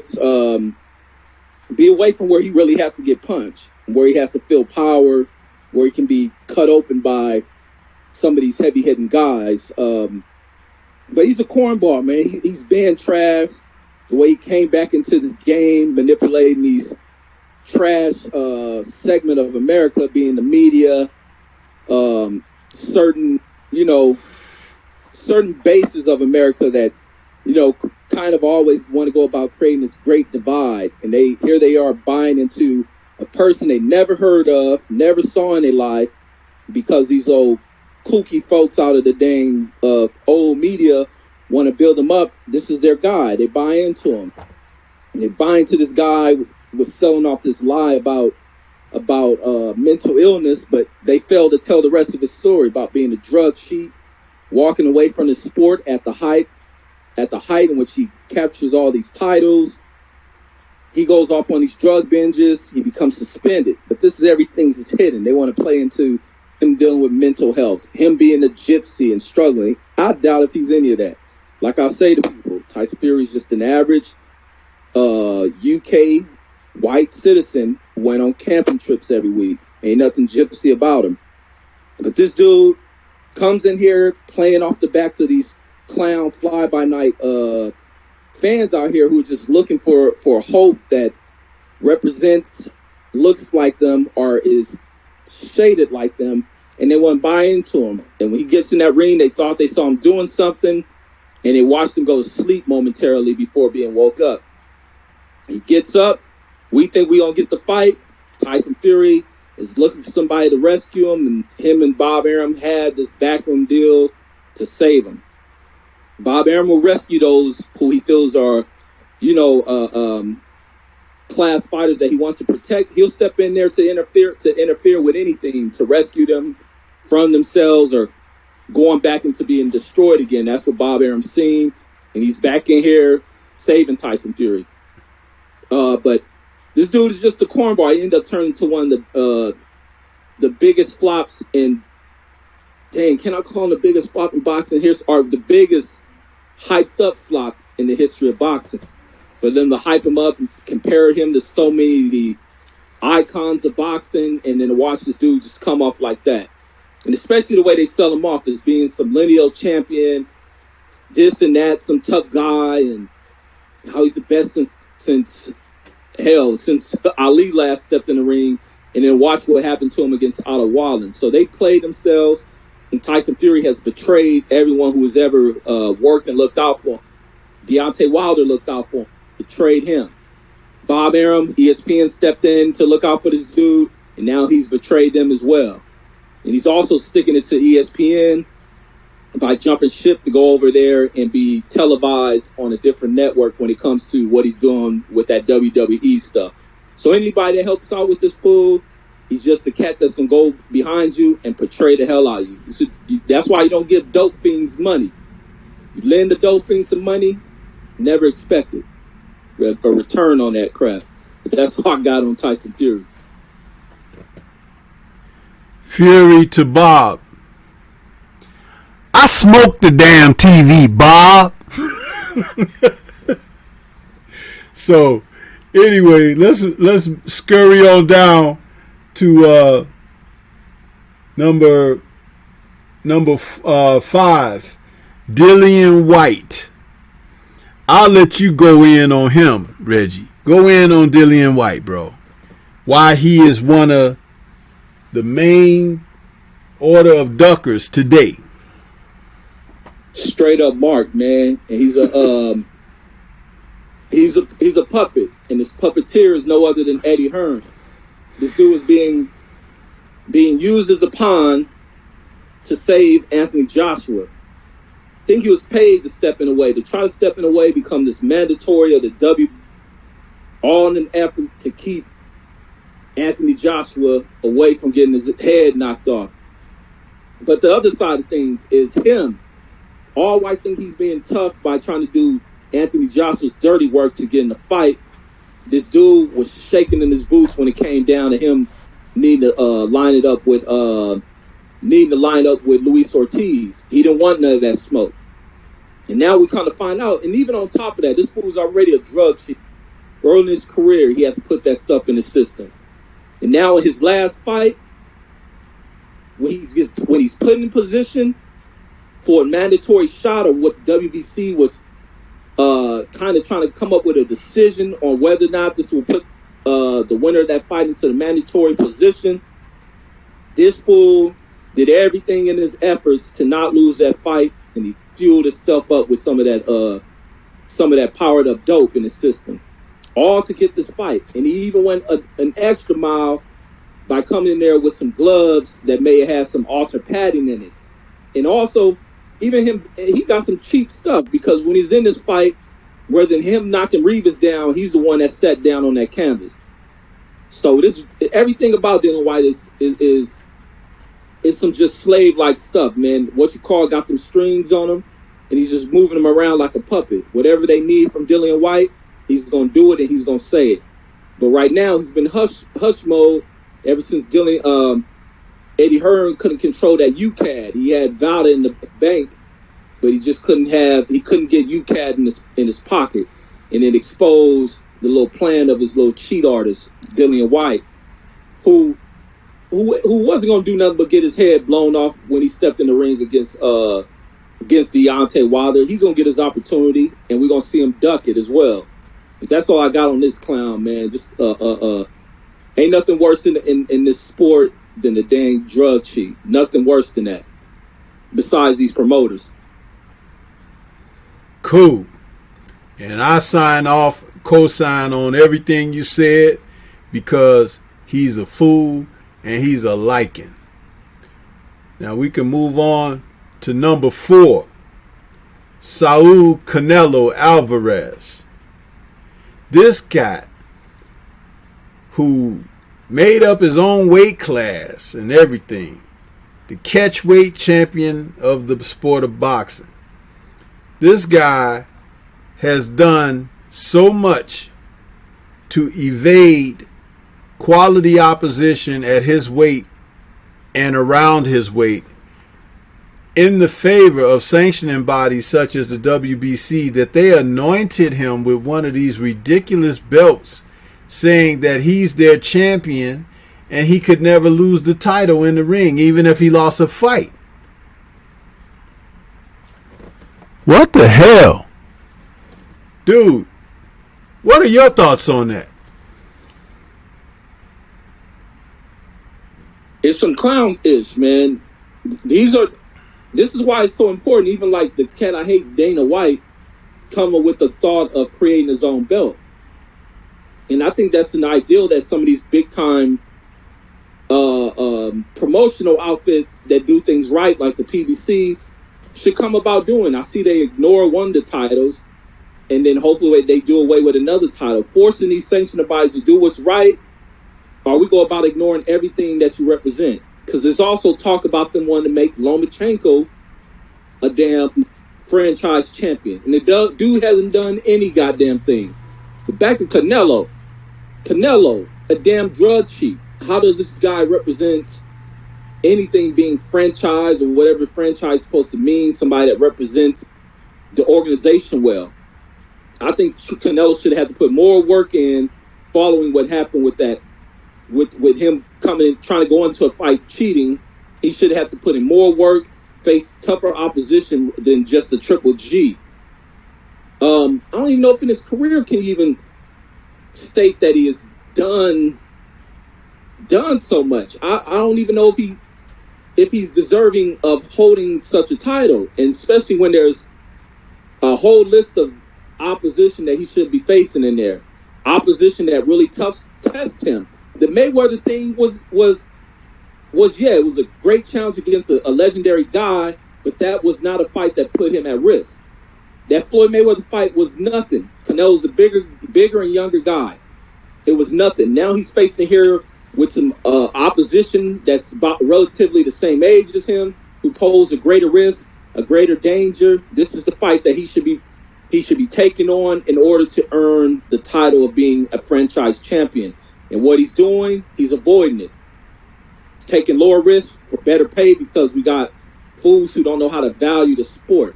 These sanctioned bodies don't know how to have people to represent them, to add value to them. These networks don't know the value of the best fighting the best. They just think when they have a cash cow that fans will run on and pay for whatever's being thrown out there. Now they're having to find out the tough way that fans ain't buying into none of that crap. But I just think Canelo has started to go about retracting his career, man. Once he reached this point of facing the real stiff opposition, he started to go about pulling off this con job of stepping backwards. And this is the kind of the new theme for these fighters who refuse to fight the tough guys at their natural weight, is to try to move up and look like some hero, look brave by moving up to fighting the bigger opposition. So in case they lose, it's not really counted against them. Well, they tried and they were, climbing a steep hill and all this other crappy type excuses. This is all an effort to avoid these real dudes he should be fighting, and that's being Charlo. I don't think Bubba Andrade really poses too much of a risk on Canelo, but that Charlo fight is definitely a fight he should have been stepping into. This dude just kind of went prima donna. He done got too big to where the sanctioned bodies have created a monster when it comes to Canelo. They put too much value on this guy, and he's run with it. He's run with it. Wasn't held to his feet wasn't held to the fire, making sure he takes on these real fights and represents these belts well. But they fall in the money. That's all that matters to them is the damn money. They can care less about how they structure things. And it just Canelo clearly shows that.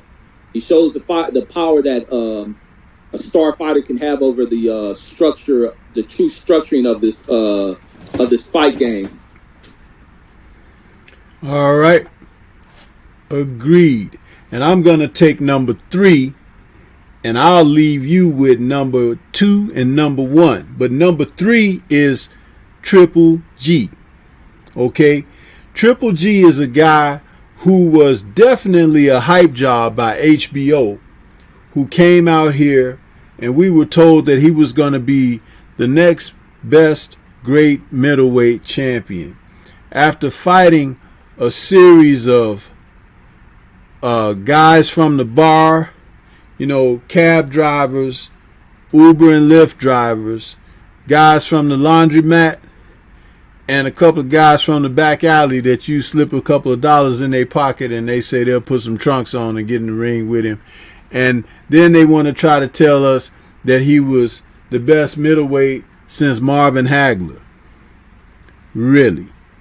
Okay? And then they want to tell us that, he doesn't have to fight the other guys. He's going to stay in his weight class. So Andre Ward, who was at 168, was like, okay, I can come and meet you at a catch weight. They was like, nah, that's all right.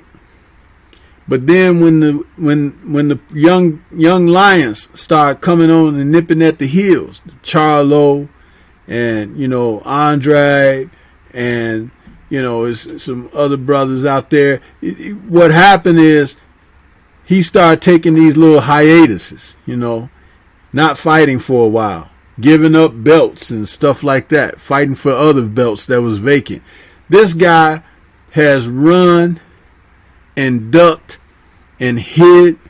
I thought he was, flying south for the winter when he was doing this stuff, because that's exactly what he was doing, like one of the old birds, huh? But sooner or later, we're going to find him on that rotisserie, baby, because it ain't nowhere else left to hide. Ain't nowhere else left to run. Huh? This guy, Derevyanchenko, showed us all why he was ducking the quality opposition. Derevyanchenko was out there putting hands, feet, karate chops, everything on Triple G's behind. And Triple G couldn't keep up. Triple G looked like he wanted to quit. Derevyanchenko just didn't have that extra little bit of power to make a difference in that to finally seal the deal. But he still should have gotten that victory. And this guy, Triple G, still ain't trying to fight nobody. Because now he wants to go get this guy who was a lifeguard and as his next opponent. So I'm sorry, but he's right up there in the top 3, man. He's right up there in the top 3.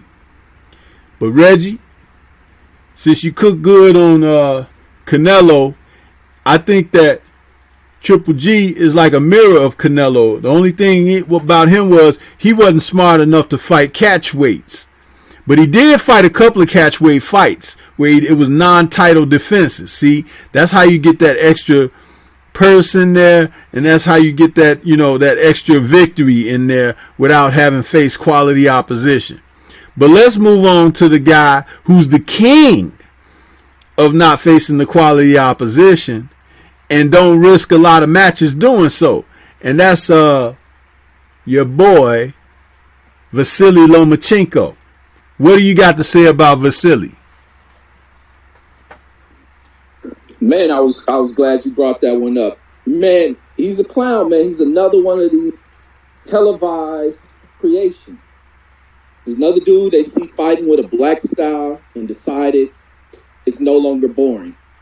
It's something we need to tell these fans about. These fans need to wake up and pay attention to this greatest style of boxing. We haven't seen a fighter like this since, what does Bob Arum say? Since Ali, and this guy's this and that. He's a pound for pound greatest fighter when he hasn't fought anyone. It's just all this BS being spun right back on folks. When you want to kill off one thing and then you get it re-image, repaint it, and now you want to resell it. So now you remarket it and sell it back off to people as being something great when it was in another form and in a different paint. You want to dump it and throw dirt on it. But once again, this dude is receiving all these praise. But the good thing with Lomachenko is that he doesn't buy into it. I gotta give him that. But it's still the pressure they put on him. He's not fighting anybody. He'll take on all these unknown type opponents. He's quick to get in the ring with them. But when it comes down to now that the horizon has changed, it's changed on all. When we look at all these folks The AJ story, Triple G, the Canelo story is when things look good, when they don't see who's out there on the horizon, and then bam, these young goddamn talents pop up out of nowhere. Now you start to see a change in the tone and a change in which they move about their career. Same thing happening with Lomachenko. Now he has these young fighters that are calling him out, being vocal. The Devin Haney's, the Tank Davises. We got other folks out here wanting to take on the challenge of Lomachenko, and we don't hear nothing rumbling from this dude. He's avoiding them when he needs to fight him. And it's only so much that this trick that they pull of not putting him in there, it's only so long that it's going to last, because people begin to question when they're constantly being fed this over sensationalizing of particular fighters, and then once they get put in the ring with some real opposition, it falls apart. So I think at this point, with these fighters putting the pressure on them, I think they need to continuously do it. It's going to wake these fans up to where they want to see if this dude is really the goods. And I think Lomachenko doesn't want it. He's quiet. He's avoiding this, making all sorts of excuses. These fools too young. They're this and they're that and they're that. But he's okay making Regal step up to all those weight classes, step in there to fight against them. Bob Arum pulling off the maneuver of pulling people about the graveyard to step in the ring with Lomachenko. But it's coming to a point to where he has to get in there with these young fighters, man, to really prove what they've been spewing out their mouth about this cat. And I don't think Lomachenko wants to do it. And I think Lomachenko is very safe by staying quiet and letting Bob Arum do all the talking. But he's a good fighter, just ain't great. He ain't what they trying to sell off to people. I'm not boo-boo the fool when it comes to accepting what's being thrown out there. But he's definitely out here ducking folks, and he's been allowed to because he's been backed by, once upon a time, powerful players who can position their way through things and keeping them away from what's dangerous in the game. But all that's about to come crashing to an end. You can't keep this guy away from the dangers of the sport. That's what this thing is about. It's about the risk. And if he's too old, they want to play that game where he don't want to fight these young fighters. It's time for him to fold it up, move aside and get up out this ring. But yeah, all in all, yeah, he's definitely a dude ducking a lot of fades because these kids are coming of age and he don't want to be in there with them. Okay. Kevin Stenhouse is out there. He says, salute Stormy. Nassim the Dream has joined us. He says, Stormybman, salute family. And Nassim also says, boxing conversation with Reggie Owens, salute family. Absolutely what you said on this guy, Lomachenko. And I want to say this about him. He found out early on that pro fighters, Orlando Salido, was not his cup of tea. So what they did and managed to do after that was to adopt a philosophy of fighting certain type of fighters that whatever his physical gifts were, they could be exalted and that the other guy would be totally nullified and minimized. That being his lateral movement, his ability to give certain angles off of fighters, and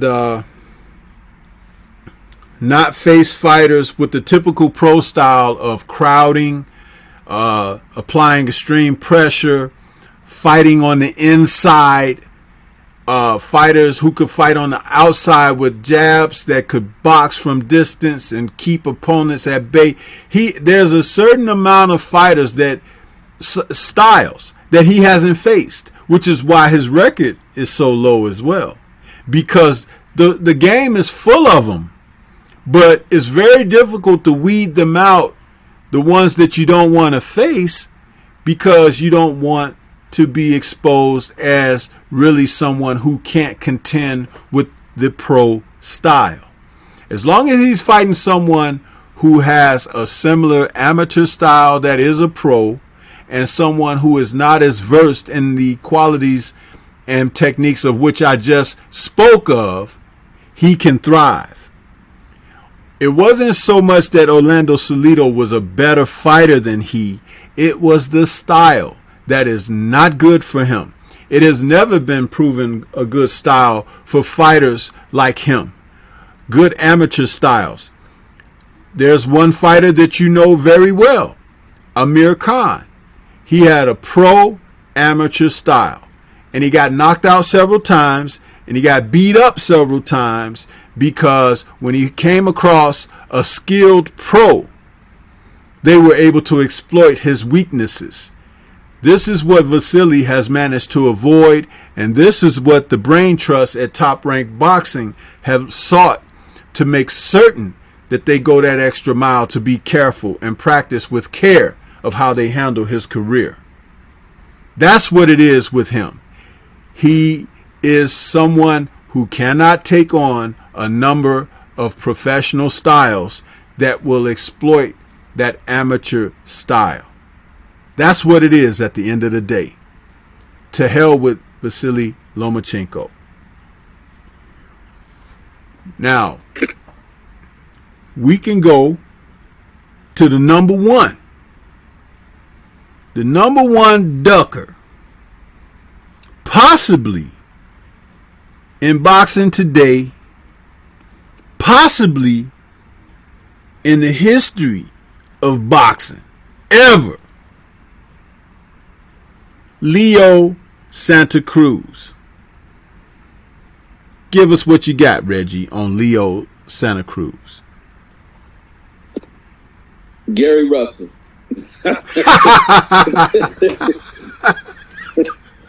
Leo hear that and he's shaking in his boots. God damn. God, man. This dude is he's taking the cake, man. Like you stated, he's taking the cake. You let a guy walk on here, blast this stuff all over social media. Everybody in the world done seen it. And this dude is copping the plea by stating his manager he fights who his manager wants him to fight. What are you going to say when the manager says get in there with this dude? Then he'll come up with some other excuse. He'll come up with an injury. But it's crazy that someone who poses a threat to this dude is constantly calling him out and excuses this guy runs with to avoid him. And the same thing I believe he did against Regendow as well. This dude he doesn't have the heart, man. He doesn't have the spirit. He doesn't really exude the spirit of being a fighter anyway. He can fight, but he lacks the heart when it's time to get in there with somebody who can really crack and possibly end things and really cause damage. He'd rather be in there with cats who he can play rock and sock them. They ain't going to hurt each other. It's just going to be entertaining because of the amount of punches that are landed. But to get in there with someone who can really put him on his pocket, this is where this dude's heart becomes tested and the fear begins to run through his bloodstream. And we've seen that. And it's crazy that it was at that moment that fans had more anger than he had over what Gary Russell posted. It's crazy that other fighters are running to his defense and making up such lame excuses. It's crazy that everybody who tries to step out and defend Leo Santa Cruz when he won't defend himself, they end up looking stupid. They end up looking stupid as hell because this fighter right here who they want to protect because they're fans of him, and he doesn't represent you as being his fan. He doesn't represent himself as a fighter or as a son. Father developed him into being a fighter. He just developed him with the hand skills, but the heart is something some people just don't have. And this dude Leo displayed that, man. He's notorious. He's been notorious to where his name is kind of placed in his booklet on multiple occasions to where he's avoiding tough opposition that's out there. He's avoiding these tough fights. All he wants is to face guys who are going to put him into kind of the amateur type bouts. He's afraid to fight, like you're saying with Loma. Those professional styles, create issues for these guys. And I think Leo fears being knocked out. I think him being touched on the jaw by a heavy hitter is what shakes him to his core. And I think he think he'll get that with Gary Russell being Gary Russell's speed. He can't match up with, and Gary Russell can hit. And it's just cold blooded to see this dude run away. Now he's fighting a dude nobody really heard of, and this opponent has to defend himself as being a viable opponent stepping in the ring. So it looked bad in that press conference how Leo had to defend himself about who he's fighting. You're fighting a guy who doesn't hold the title. I think does Leo hold the title? I believe he did capture another title. But it's just sad to see Leo like this, and especially not to defend the honor of your father when Gary's doing all the things of being, kind of casually disrespectful towards you, thinking he'll get a fight, and this dude's still running away, man. The heart of some folks just ain't a real heart, man. That's what Leo's displaying. Yeah, it has to be one of the most ridiculous moves ever in the career of a professional fighter. What he did to avoid Guillermo Rigondeaux, what he did to avoid Gary Russell Jr., there should be no support for this guy whatsoever. None. I mean, his own wife and kids ought to turn it back and say, Dad, we ain't watching you, I don't think I've ever seen such a cowardly display of a so-called champion. And I said this many times. There are guys with belts that are not champions. There are title holders and belt holders, but they are not champions. He's at the top of the list. The top. The next person isn't even with 100 yards of him. Because what he has put on display for his career and how he has eagerly avoided any serious competition in the professional sport, I don't even understand how he could sell 50 tickets for a fight. And he got far more than 50 relatives. He's a disgrace to the sport in his own way and by the way he's gone about conducting himself in the sport. He's a disgrace.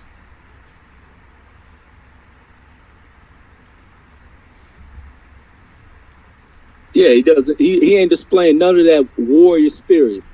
He doesn't display none of that Aztec warrior about him. And he's supposed to represent the they ought to reject it to do. And I think a lot of them have, especially when they defended him, they thought he'd make a statement. And then for his statement to be some coward-ish, man, no way nobody riding with Leo. And I wouldn't be surprised when he stepped in that ring, he heard nothing but boos as he gets ready to go in that fight against an opponent. We got to watch film to know anything really about him. But Leo's just a sad story, man. He's just a sad story, man. I don't even know what to add on with that.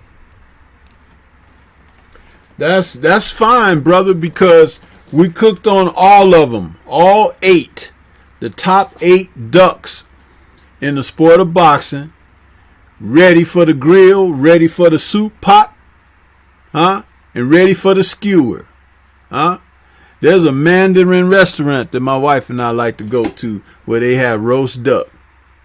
Any of these guys will do great on the menu, So go ahead, Reggie, and I appreciate you, bro. Give us your last words and let everybody out there know where they can find you. And we look to close things out for the evening. Oh, yes, indeed, man. Thank you once again for bringing me on, OG. Man, I appreciate doing these every weekend, man. I appreciate that. And salute to everybody in the chat, man. Don't y'all forget to hit that like button as well while you come in, and if you haven't, don't forget to do it on the way out.